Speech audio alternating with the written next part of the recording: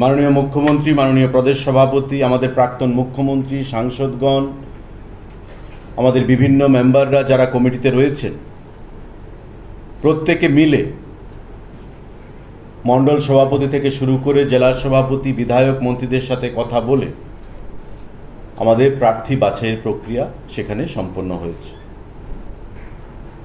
বরাবরের মতোই প্রার্থী বাছাইয়ের ক্ষেত্রে ভারতীয় জনতা পার্টির পরিষ্কার যে বার্তা ছিল নেতৃত্বের কাছে নিচু স্তরে, যে সামাজিকভাবে তারা যেন গ্রহণযোগ্য হয়, দলের প্রতি তাদের কতটুকু সেখানে এলিজিয়েন্স রয়েছে, কতটুকু সময় তারা দলের প্রতি ব্যয় করেন, এবং শিক্ষাগত যোগ্যতা থেকে শুরু করে যাতে ত্রিস্তরীয় পঞ্চায়েত ব্যবস্থায়, আমরা জানি যেটা গান্ধীজি বলেছিলেন জাতির জনক, যে ভারতকে চিনতে হলে গ্রামে যাও, কারণ গ্রামেই হচ্ছে আসল মানুষের বসবাস। ভারতের উন্নয়ন করতে গেলে গ্রামের উন্নয়ন অবশ্যই করতে হবে। তাই গ্রামীণ সরকারকে, গ্রামীণ স্বরাজকে গঠন করতে গিয়ে যে প্রক্রিয়া ভারতীয় জনতা পার্টি ত্রিপুরা প্রদেশ বরাবরের মতো এবারও পালন করেছে, সেটা অভাবনীয়। পৃথিবীর কোনো রাজনৈতিক দলে গণতান্ত্রিক এবং নিয়ম শৃঙ্খলা মেনে এ ধরনের কোনো প্রক্রিয়া সম্পন্ন হয় বলে সেটা আমাদের জানা নেই। আমি আজকের এই সাংবাদিক বৈঠকের মাধ্যমে রাজ্যের জনপ্রিয় মুখ্যমন্ত্রী প্রফেসর ডক্টর মানিক সাহাকে, পার্টির প্রদেশ সভাপতি সম্মানীয় শ্রী রাজীব ভট্টাচার্য মহোদয়কে এবং আমাদের এই প্রক্রিয়ায় যারা যুক্ত ছিলেন, সাধারণ সম্পাদক, সহসভাপতি থেকে শুরু করে প্রাক্তন মুখ্যমন্ত্রী, এমপিরা, যারা অক্লান্ত পরিশ্রমের মাধ্যমে প্রার্থী বাছাই প্রক্রিয়া সম্পন্ন করেছেন এবং আগামী দিনে ত্রিস্তর পঞ্চায়েত ব্যবস্থা যারা ভোট চাইবে জনগণের কাছে, তাদের বাছাই প্রক্রিয়া সম্পন্ন করেছেন, তাদেরকে অনেক অনেক ধন্যবাদ এবং শুভেচ্ছা জানাচ্ছি আজকের এই সাংবাদিক বৈঠকের মাধ্যমে। এখানে আমাদের, আপনারা জানেন, রয়েছে এবং এই 8টি জেলায় সমপরিমাণ, অর্থাৎ 8টি জেলা পরিষদ রয়েছে। এই 8টি জেলা পরিষদে টোটাল যে আসন সংখ্যা সেটা হচ্ছে 116। এই 116টি প্রার্থী আগামী দিনে নির্বাচিত হবে এই 8টি জেলা পরিষদের মধ্যে। তার মধ্যে নর্থ ত্রিপুরাতে রয়েছে জেলা পরিষদের 17খানা আসন, ঊনকোটি জেলায় রয়েছে 13খানা আসন, ধলাই জেলায় রয়েছে 9খানা আসন, আমাদের খোয়াই জেলায় রয়েছে 13খানা আসন, সিপাহী জেলায় রয়েছে 17খানা আসন, আমাদের ওয়েস্ট ত্রিপুরা জেলা 17খানা আসন, সাউথ ত্রিপুরা জেলায় 17খানা আসন এবং গুমতি জেলায় জেলা পরিষদে আমাদের রয়েছে 13খানা আসন। টোটাল 8টি জেলা 116খানা আসন জেলা পরিষদের প্রার্থী হিসেবে এবার মনোনয়ন পাচ্ছে আমাদের দলের তরফ থেকে। মাননীয় মুখ্যমন্ত্রী, মাননীয় সভাপতি এবং আমাদের যারা নেতৃত্বরা ছিলেন, তাদের প্রচেষ্টা গতকাল রাত পর্যন্ত সেই বাছাই প্রক্রিয়া সম্পন্ন হয়েছে। পঞ্চায়েত সমিতি, আপনারা জানেন যে সর্বসাকুল্যে আমাদের রাজ্যে 58টা ব্লক রয়েছে। তার মধ্যে 35খানা ব্লক অর্থাৎ পঞ্চায়েত সমিতি রয়েছে, বাকি যেগুলো রয়েছে সেগুলো এডিসি এলাকার মধ্যে, বিএসসি, ব্লক অ্যাডভাইজারি কমিটি। এই যে 35খানা পঞ্চায়েত সমিতি বা ব্লক, তার মধ্যে যে টোটাল আসন সংখ্যা সেটা হচ্ছে 423।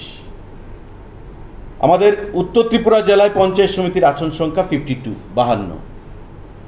আমাদের ঊনকোটি জেলায় আসন সংখ্যা পঞ্চায়েত সমিতির 39।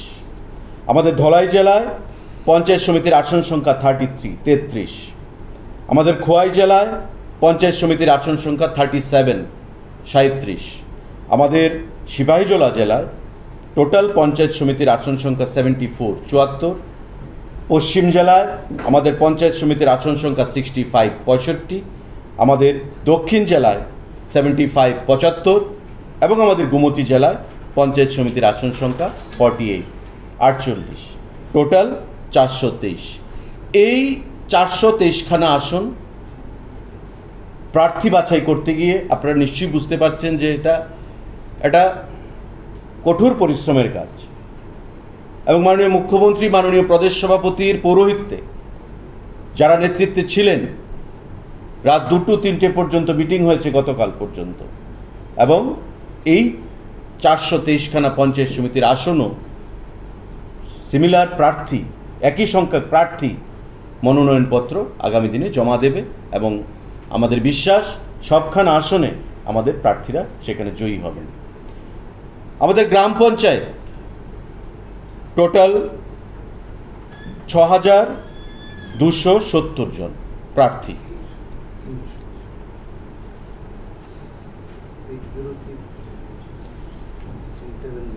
টোটাল যে গ্রাম পঞ্চায়েতের সংখ্যা 605 জন, এবং প্রতিটি পঞ্চায়েত থেকে প্রতিটি আসন থেকে 3 জন করে প্যানেল প্রার্থীর তালিকা প্রভারীরা যারা ছিলেন তারা সংগ্রহ করেছে অত্যন্ত গণতান্ত্রিকভাবে। এটা এমন নয় যে অন্যান্য রাজনৈতিক দল যে একই পরিবার থেকে 3 জনকে প্রার্থী করে দিলাম, এমন নয়।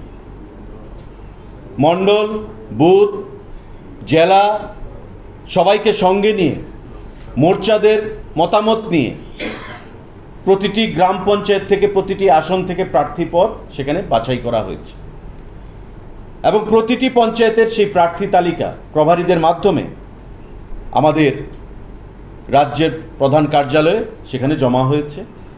605খানা আমাদের টোটাল পঞ্চায়েত, যার নির্বাচন অনুষ্ঠিত হবে আগামী মাসে, এবং টোটাল প্রার্থী পদের সংখ্যা 6370 জন, এবং প্রত্যেকেই তারা আগামী 2-3 দিনের মধ্যে মনোনয়নপত্র জমা দেবে।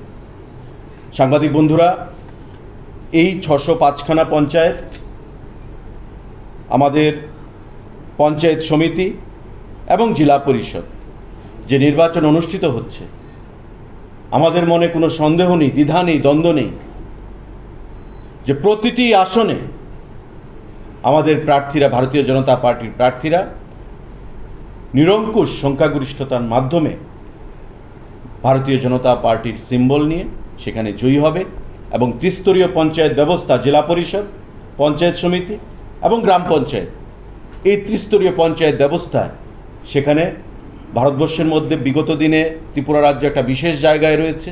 আগামী দিনেও সেখানে ভালো কাজের মাধ্যমে সবকা সাথ সবকা বিকাশের যে নারা আমাদের প্রধানমন্ত্রী দিয়েছেন, সেটাকে সঙ্গে নিয়ে আগামী দিনে রাজ্যকে সামনের দিকে আমরা এগিয়ে নিয়ে যাব।